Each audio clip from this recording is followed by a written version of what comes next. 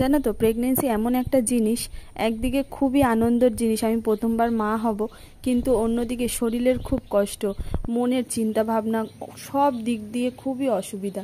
কালকে যেরকম ও সারা রাত একটুও নড়েনি। আমি সবে 5 মাস 6 মাসে পড়েছি, 5 মাস দিয়ে, কিন্তু তবু 2-3 দিন ধরে ও খুব নড়াচড়া করে, বাদিক ফিরে ঘুমালেই নড়াচড়া করে, কিন্তু একটু কালকে রাত একটু নড়াচড়া। তাই আমার মনে না অনেক চিন্তা হচ্ছিল, ওর জন্য আমার ঘুমিয়ে আসেনি। তোমাদের দাদাভাই চলে যাওয়ার পরে যখন সকালবেলা আমি আবার ঘুমিয়েছি ওই 5:30টার দিকে, তখন ও দেখি একটু একটু নড়াচড়া করছে, তখন আমার মনটার ভেতরে আনন্দ হলো, মানে তখন আমার চিন্তা ঠিক হলো। তারপরে সকালবেলায় খেয়ে দিয়ে নিয়ে বাসন টাসন ধুয়ে, সকালে যেহেতু কিছু ছিল না, শুধু ভাত ছিল, বাসি কালকের ভাত ছিল, সেই ভাতটাকে আলু দিয়ে ডিম দিয়ে ভেজে নিয়েছি। তারপরে খেয়ে দিয়ে বাসন টাসন মেজে এখানে মাছ কেটে লতি আর পাতায় মাছ দিয়ে দুপুরে রান্নাটা সেরে নিলাম। এই দিয়েই দুপুরে খাওয়া হবে।